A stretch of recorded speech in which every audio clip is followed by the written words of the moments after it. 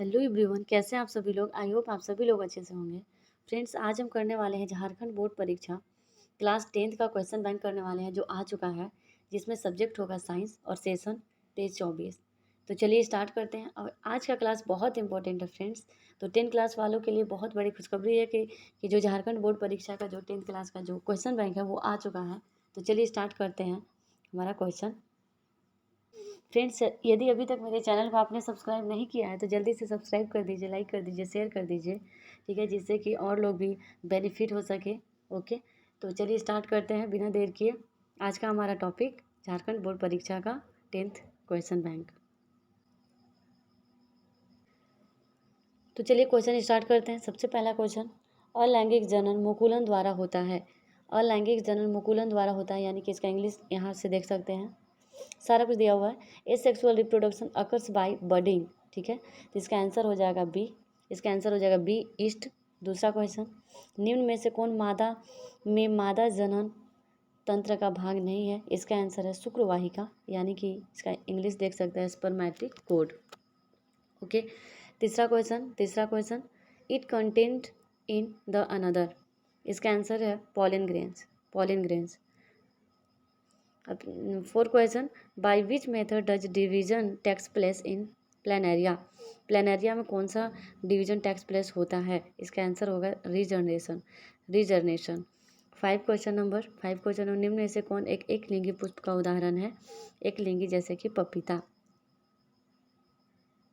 यहाँ से इंग्लिश देख सकते हैं आप लोग। एक लिंगी का मतलब होता है यूनिसेक्सुअल। यूनिसेक्सुअल का मतलब होता है जिसमें मेल और फीमेल सेक्स ऑर्गन अलग अलग होते हैं, उसे यूनिसेक्सुअल कहा जाता है। ओके, तो आपको ये चीज़ समझ में आया होगा। अब यहाँ 6 क्वेश्चन नंबर देखते हैं। यहाँ, what is the process of transfer of pollen grains from another anther to stigma called. Pollen grains से स्टिग्मा तक, एंथर से स्टिग्मा तक पहुँचने में पॉलिन ग्रेन्स ट्रांसफ़र को क्या कहा जाता है, तो उसे पॉलिनेशन कहा जाता है। ओके, पॉलिनेशन कहा जाता है। अब 7 नंबर क्वेश्चन यहाँ पे देखते हैं। यहाँ पे 7th नंबर क्वेश्चन है, name of hormone that control the symptom of puberty in boy. इसका आंसर है टेस्टोस्टेरोन हार्मोन। अब इसका 8 का क्वेश्चन देखते हैं। Name an organism that reproduce by multiple fission. Multiple fission किस में होता है, तो वो प्लाज्मोडियम में होता है। 9 number question, which method of asexual reproduction takes place in bryophyllum. इसका आंसर है वेजिटेटिव प्रोपेगेशन। यहाँ पे देख सकते हैं आप लोग। क्वेश्चन नंबर 10th देखेंगे यहाँ, ये वाला question number 10th, what is it called when the pollen grains of one flower are transferred to the stigma of another flower। एक फ्लावर से दूसरे फ्लावर में जब पॉलिनेशन होता है, पॉलिन ग्रेन्स जाता है, उस प्रोसेस को क्या कहा जाता है, उस प्रोसेस को कहा जाता है क्रॉस पॉलिनेशन, जिसमें प्लांट और फ्लावर और प्लांट दोनों अलग अलग होते हैं, ठीक है, तो ये हो गया क्रॉस पॉलिनेशन। फ्रेंड्स, इसका डिटेल हम बाद में करेंगे, तो अभी हम सिर्फ क्वेश्चन पे फोकस कर रहे हैं, ठीक है। तो चलिए question number 11, which of this is not part of pistil का कौन सा पार्ट नहीं है, तो इसका आंसर हो जाएगा D, anther. Question number 12, what is the name of the germ cell relatively larger in size in which the store of food is also called accumulated. इसका आंसर होगा female gamete. Question number 13, which of the following is not part of the male reproductive system. इसका answer होगा uterus, क्योंकि uterus female में होता है, ठीक है, तो इसका आंसर हो जाएगा रिप्रोडक्टिव पार्ट का मेल का पूछा है, तो इसका आंसर हो जाएगा यूट्रस। अब नेक्स्ट क्वेश्चन देखते हैं यहाँ पे, उभयलिंगी पुष्प किसे कहते हैं, यानी कि what are the bisexual flower called. तो बाइसेक्सुअल फ्लावर किसे कहते हैं, जिसमें मेल और फीमेल दोनों सेक्स ऑर्गन मौजूद होता है, उसे बाइसेक्सुअल फ्लावर कहते हैं, ठीक है। तो हम सिर्फ यहाँ पे ऑब्जेक्टिव क्वेश्चन देख रहे हैं फ्रेंड्स। तो अब नेक्स्ट आगे बढ़ते हैं। अब हमारा क्वेश्चन है हेरिडिटी एंड इवोल्यूशन से क्वेश्चन है, चैप्टर नंबर 9। यहाँ पे ध्यान से समझिएगा। यहाँ से मेंडल के एक प्रयोग में लंबे मटर के पौधे जिनके बैंगनी पुष्प थे का संकरण बौने पौधे जिनके सफ़ेद पुष्प थे से कराया गया। इनकी संतति के सभी पौधे में पुष्प बैंगनी रंग के थे कि लंबे, परंतु उनमें से लगभग आधे बौने थे। इसे कहा जाता है जिन्हें लंबे जनक पौधे की आनुवंशिकता रचना की थी, उसे कहा जाता है कैपिटल टी, स्मॉल टी और capital double W. Okay, next question यहाँ पे देखते हैं। Example of homologous organ. Homologous organ जैसे कि आवर हैंड एंड फोरलिम्ब है, आवर टीथ एंड एलिफेंट का टीथ है, ठीक है, over growth and potato and grass. All of the this, इसका आंसर हो जाएगा all of the this. Okay, all of the this. अब नेक्स्ट क्वेश्चन की ओर बढ़ते हैं यहाँ पे। What do you we have more in common with from an evolutionary point of view. इसका आंसर हो जाएगा चाइनीज स्टूडेंट। नेक्स्ट क्वेश्चन यहाँ पे। A vegetable basket contain carrot, potato, radish, tomato.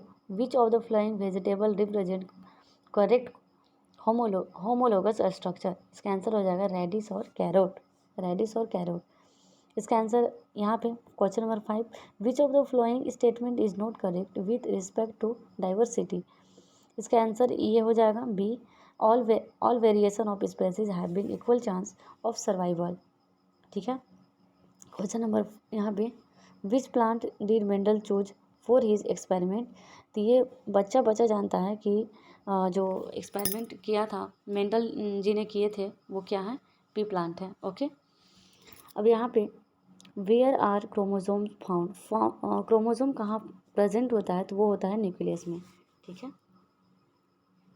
अब हमारा क्वेश्चन है human eye and colourful world, मानव नेत्र एवं रंग बिरंगा दुनिया, चैप्टर नंबर 11। अब चलिए इसमें देखते हैं।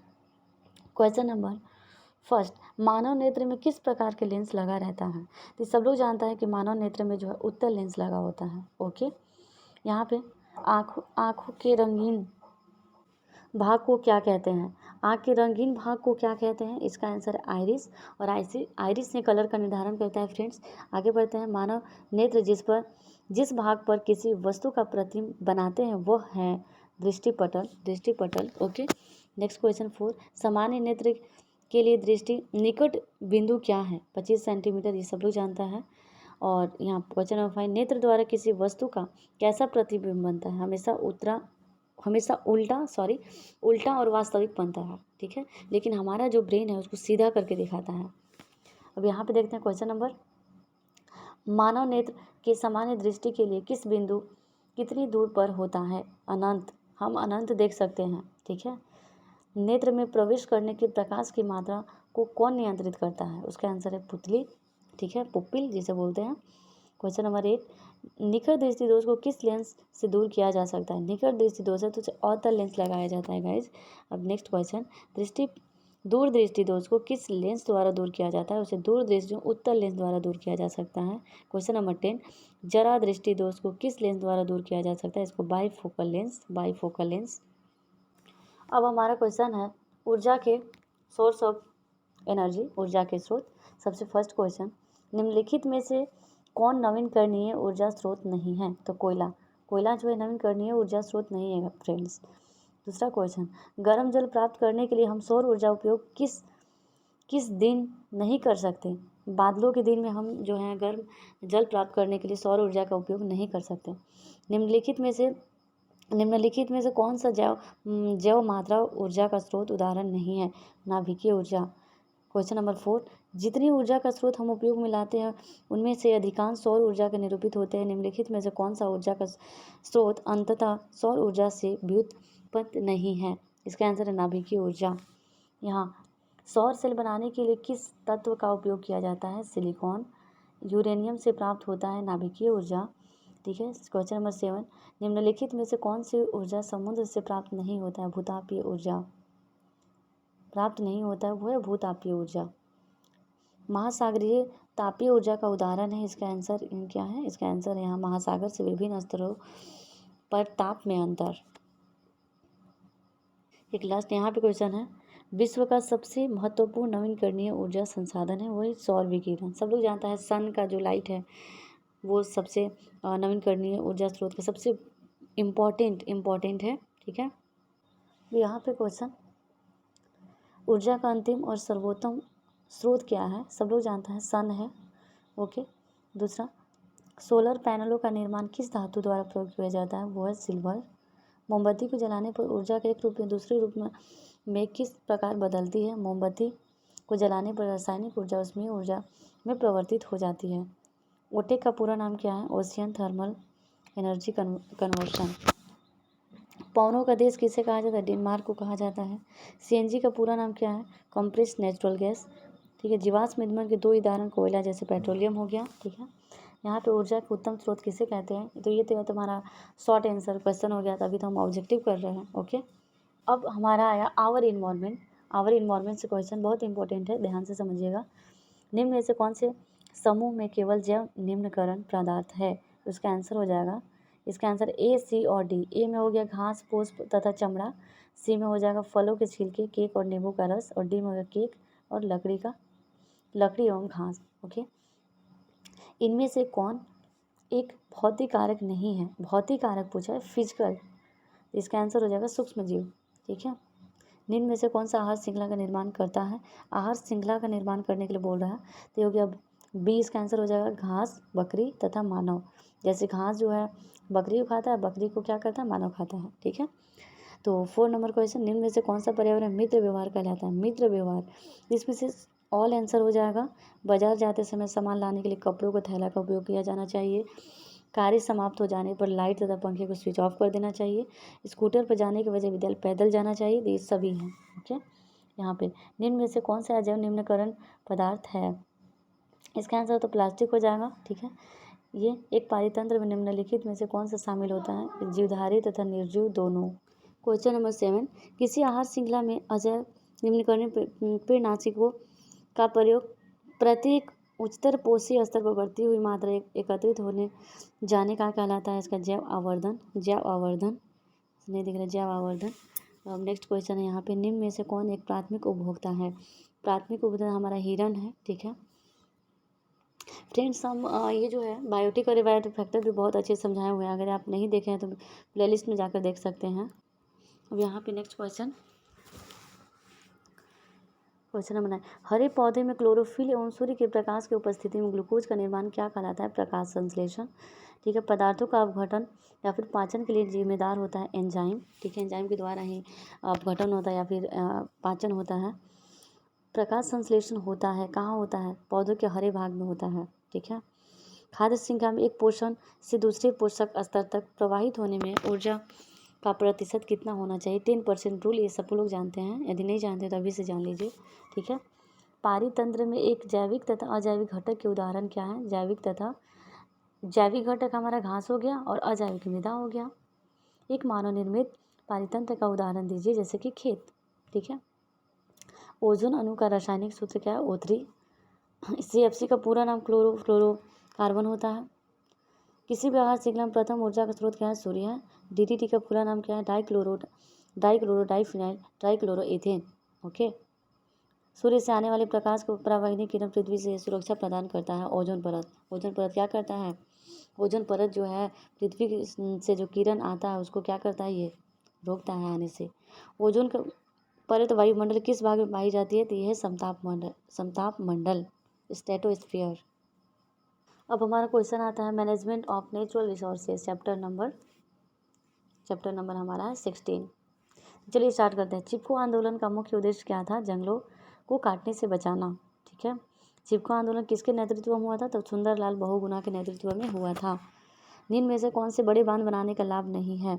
जैव विविधता में कमी। जीवाश्म ईंधन के अपूर्ण दहन से उत्पन्न अत्यधिक विषैला उत्पाद क्या कहलाता है? Carbon monoxide. ठीक है। Carbon monoxide. यहाँ खादिन पाए जाते हैं राजस्थान में। गंगा एक्शन प्लान कब शुरू हुआ था? 1985। बेतला राष्ट्रीय उद्यान किस राज्य से? झारखंड। सरकार सरोवर बांध किस नदी पर बनाया गया था? वो है नर्मदा। टिहरी बांध किस नदी पर बनाया गया था? गंगा नदी, जो भागीरथी नदी भी कहा जाता है। अब हमारा क्वेश्चन है यहाँ पे चिपको आंदोलन कब प्रारंभ हुआ था? तो 1970 में प्रारंभ हुआ था। चिपको आंदोलन का संबंध गढ़वाल के किस गांव से था? तो रैनी गांव से था। बिश्नोई लोग किस वृक्ष के संरक्षण के लिए प्रसिद्ध थे? तो वह खेजड़ी वृक्ष। जैव विविधता के विशिष्ट स्थल क्या है? वो है जंगल। अब हमारा क्वेश्चन है एसिड बेस एंड सॉल्ट से। ठीक है। यहाँ पे कोई विलियन लाल लिटमस को नीला कर देता है, इसका पीएच संभवतः क्या हो सकता है, तो वो है 10। ठीक है। जब कोई विलियन अंडे के पिसे हुए कवच को से अभिक्रिया करके एक गैस उत्पन्न करता है जो चूने के पानी को द्विधा कर इस विलियन को में क्या होगा, HCl। ठीक है, HCl है। NaOH का 10 ml विलियन HCl के 8 ml विलियन की पूर्णतः उदासीन हो जाता है। यदि हम NaOH के विलियन का 20 ml ले तो उसका उदासीन करने के लिए HCl के उसी विलियन की कितनी मात्रा की आवश्यकता होगी, 16 ml। अपच का उपचार करने के लिए निम्न में से किस औषधि का उपयोग किया जाता है, वो है एंटीसिड। यहाँ पे आप करते हैं क्वेश्चन। प्लास्टर ऑफ पेरिस किसके द्वारा कठोर होता है, तो जल के साथ संयोजन से। इमली में कौन सा अम्ल पाया जाता है, तो वह टार्टेरिक अम्ल। यहाँ पे CaCl2 यौगिक का प्रचलित नाम क्या है, विरंजक चूर्ण। उस पदार्थ का नाम बताइए जो क्लोरीन की क्रिया विरंजक चूर्ण बनाता है, सूक्ष्म बुझा हुआ चूना। कठोर जल से मृदु जल के लिए सोडियम यौगिक का उपयोग किया जाता है, वो क्या है, सोडियम कार्बोनेट। टमाटर में कौन सा अम्ल पाया जाता है, वो ऑक्जेलिक अम्ल। चींटी के डंक में उपस्थित अम्ल का नाम बताइए, ये सब लोग जानता है, मेथेनोइक अम्ल। अब यहाँ पे क्वेश्चन है मेटल एंड नॉन मेटल से क्वेश्चन है। सीने बार किसका अयस्क है, वो है पारा। दूसरा क्वेश्चन, तांबा और जस्ता मिश्र धातु को क्या कहते हैं, वो है पीतल। तांबा और टिन के मिश्र धातु को क्या कहते हैं, कांसा। सीसा और टिन के मिश्र धातु को क्या कहते हैं, वो है सोल्डर। ठीक है। निम्न में से किसकी चाकू से काटा जा सकता है, वो है लिथियम। ठीक है। यहाँ पे अब कौन सा धातु कमरे के ताम्र द्रव अवस्था में पाया जाता है, पारा। ठीक है। कौन सा अधातु कमरे के ताम्र द्रव अवस्था में पाया जाता है, वो है ब्रोमीन। सबसे कठोर तत्व कौन सा है, वो है हीरा। एक अधातु जिसमें चमक होती है वो है आयोडीन। वह अधातु जो विद्युत का सुचालक होता है वो है ग्रेफाइट, पेंसिल का जो नोकी होता है। अब यहाँ पे क्वेश्चन, निम्न में से कौन ठंडे जल के साथ तेजी से अभिक्रिया करता है, वो है सोडियम। लोहा पर जिंक परत चढ़ाने की विधि को क्या कहते हैं, वो है यहाँ पे यश लेपन। कौन सा धातु हथेली पर रखने पर पिघलने लगता है, वो है गीलियम। सर्वाधिक तन्य धातु है सोना। निम्नलिखित में किस धातु के किरोसिन टाइम में डुबा कर रखा जाता है, वो है सोडियम। वह परमाणु जो अपने संयोजी इलेक्ट्रॉन के साथ त्याग कर देता है उसे क्या कहलाता है, उसे विद्युत धनात्मक कहा जाता है। खनिजों से संबंधित अशुद्धियों को सामूहिक रूप से क्या कहा जाता है, उसे कहते हैं गैंग। अब हमारा क्वेश्चन है जैव प्रक्रम से, लाइफ प्रोसेस से। मनुष्य की वृक्क एक तंत्र का भाग है जो संबंधित है उत्सर्जन, एक्सक्रिएशन से रिलेटेड है। पादप में जाइलम उत्तरदायी होता है, क्यों जाइलम है, जल का वहन करता है, जल का परिवहन करता है। स्वपोषी पोषण के लिए आवश्यक है, क्या है, क्लोरोफिल है, सूर्य का प्रकाश है, कार्बन डाइऑक्साइड है, सारा। पाइरुवेट के विखंडन में यह कार्बन डाइऑक्साइड तथा जल में ऊर्जा देता है, यह क्रिया क्या कराता है, माइटोकॉन्ड्रिया। ठीक है। क्षुद्रांत यानी कि छोटी आंत में प्रोटीन का पाचन किस एंजाइम द्वारा होता है, वह ट्रिप्सिन। श्वसन की प्रक्रिया के दौरान प्रथम चरण में ग्लूकोज कोशिका के द्रव के 3 अणु से विखंडित होता है, उस अणु का नाम बताइए, वह है पाइरुवेट। मनुष्य के हृदय में कितने कोष्ठ का बना होता है, वह है 4। पादप में फ्लोएम उत्तरदायी है भोजन का वहन के लिए, यानी कि भोजन का ट्रांसपोर्टेशन करने के लिए। जैसे जल का जाइलम था वैसे फ्लोएम फूड का। यहाँ पे मानव रक्त में उपस्थित यूरिया की सामान्य मात्रा कितने होता है, 20 mg। यहाँ पे मैग्नीशियम पाया जाता है क्लोरोफिल में। प्रकाश संश्लेषण किसकी प्राप्ति होती है, ग्लूकोज। मत्स्य का मुख्य श्वसन क्या है, गिल्स, मछली का। रेजिन गोद का संचित कहाँ रहता है, पुराने जाइलम में। निम्नलिखित में कौन सा उत्सर्जी अंग है, वो है वृक्क, किडनी। अब हमारा क्वेश्चन है कंट्रोल एंड कोऑर्डिनेशन से। निम्नलिखित में कौन सा एक पादप हार्मोन है, वो है साइटोकाइनिन। ठीक है। दो तंत्रिका कोशिकाओं के मध्य खाली स्थान को क्या कहते हैं, सिनेप्स। मस्तिष्क उत्तरदायी है सोचने के लिए, हृदय स्पंदन के लिए, शरीर में संतुलन बनाने के लिए, तो ऑल हो जाएगा इसका आंसर। हार्मोन स्रावित होता है अंतःस्रावी ग्रंथि इंडोक्राइन ग्लैंड से। ठीक है। ग्वाइटर तथा घेगा पनपता है कैसे, आयोडीन की कमी से। ठीक है। कौन सा पादप नियंत्रण फल बेचने वाले द्वारा उपयोग किया जाता है, इथाइलिन। निम्नलिखित में कौन सा एक अंतःस्रावी दोनों है, अंतःस्रावी बाह्यस्रावी, यानी कि एक्सोक्राइन इंडोक्राइन, अग्नाशय यानी कि पेनक्रियाज। मानव में डायलिसिस थैली होती है, नेफ्रॉन। भोजन का पचना किस प्रकार का अभिक्रिया है, उपचयन। थायरोक्सिन हार्मोन संश्लेषण में कौन सा तत्व आवश्यक है, वह आयोडीन। वृद्धि हार्मोन का स्राव किस ग्रंथि से होता है, पीयूष ग्रंथि। पत्तियों में मुरझाना किस प्रकार का प्रभाव के कारण होता है, एस्बेसिस अम्ल। मस्तिष्क का मुख्य सोचने वाला भाग कौन सा है? अग्र मस्तिष्क, जो हमारा आगे का जो मस्तिष्क है वो। अनैच्छिक क्रियाएं जैसे रक्तदाब, लार का आना, वमन आदि मस्तिष्क किस द्वारा नियंत्रित होता है? मेडुला द्वारा नियंत्रित होता है। यहाँ पे और कुछ क्वेश्चन है। इंद्रधनुष बनने का क्या कारण है? इंद्रधनुष, इसका आंसर हो जाएगा वर्ण विक्षेपण, प्रकाश का अपवर्तन तथा पूर्ण आंतरिक प्रवर्तन। तारे का टिमटाना किस घटना को दर्शाता है? तारे के टिम प्रकाश के अपवर्तन के कारण दर्शाता है। आकाश का नीला रंग क्यों दिखाई देता है? प्रकाश के प्रकीर्णन के कारण। खतरे का निशान लाल कौन सा किस रंग का उपयोग किया जाता है? सब लोग जानते हैं लाल। नेत्र लेंस की फोकस दूरी में परिवर्तन किया जा सकता है? इसका आंसर है सिलियरली मसल्स। यहाँ पे लास्ट क्वेश्चन चलते हैं। पराग कोश में क्या पाया जाता है? पराग कण। ठीक है। मानव के निषेचन की क्रिया कहीं होती है, कहाँ पे होती है? फैलोपियन ट्यूब में होता है। ठीक है। फैलोपियन ट्यूब किसी जीव के जीनी संरचना क्या कहलाता है? जीनोटाइप। एक स्त्री में कौन सा लिंग गुणसूत्र मिलता है? सब लोग जानता है, बच्चा बच्चा जानता है कि XX गुणसूत्र होता है। जैव आवर्धन करने वाला रसायन क्या है? DDT। ओके। यहाँ पे बाघ उपभोक्ता क्या है? बाघ कौन सा तृतीय पोषी स्तर का है ये? चिपको आंदोलन कब प्रारंभ किया गया था? 1970। यहाँ से हटा के आपको समझा देख लीजिए। यहाँ पे 1970 में प्रारंभ तो किया गया था 70 में, लेकिन मेन अगर हम प्रारंभ करने की बात करें तो 1972 में किया गया था। पवन चक्की का उपयोग ऊर्जा प्राप्त करने के लिए पवन ऊर्जा का न्यूनतम वेग क्या चाहिए? तो 15 किलोमीटर। जल विद्युत संचरण किस ऊर्जा से विद्युत ऊर्जा रूपांतरित होता है? वह स्थितिज ऊर्जा। तो फ्रेंड्स, अब क्वेश्चन हो चुका है ख़त्म। ठीक है, सारा क्वेश्चन हम कर लिए हैं, बायोलॉजी और थोड़ा बहुत फिजिक्स का, थोड़ा बहुत केमिस्ट्री का। तो फ्रेंड्स, आपके लिए बहुत बड़ा एक इम्पॉर्टेंट क्वेश्चन बन जाता है। ठीक है, तो इसको बहुत ध्यान से समझिएगा, ध्यान से पढ़िएगा, ध्यान से आंसर को देखिएगा। ठीक है फ्रेंड्स, यदि आपको अच्छा लगे, ठीक है, तो मेरे चैनल को सब्सक्राइब कर देना, जिससे कि हम जो भी वीडियो आपके लिए बनाएं वो आप तक पहुंच जाए, उसका नोटिफिकेशन, और आप लोग भी, सारा लोग बेनिफिट हो सके। शेयर भी कर दीजिएगा। ठीक है, तो चलिए मिलते हैं नेक्स्ट वीडियो में नेक्स्ट टॉपिक के साथ। ठीक है, आप तब तक के लिए बने रहना। तो चलिए, आज के लिए बहुत बहुत धन्यवाद। तो आज का क्लास काफ़ी इम्पोर्टेंट था। 10th क्लास वालों के लिए। ठीक है, ये काफ़ी इम्पोर्टेंट क्वेश्चन भी हो जाता है, तो VBI ये क्वेश्चन है। ठीक है, तो ध्यान से बनाइएगा इसको, 10 जैकबोर्ड। तो चलिए, आज के लिए बहुत बहुत धन्यवाद। मिलते हैं नेक्स्ट वीडियो में नेक्स्ट टॉपिक के साथ। तब तक के लिए थैंक यू।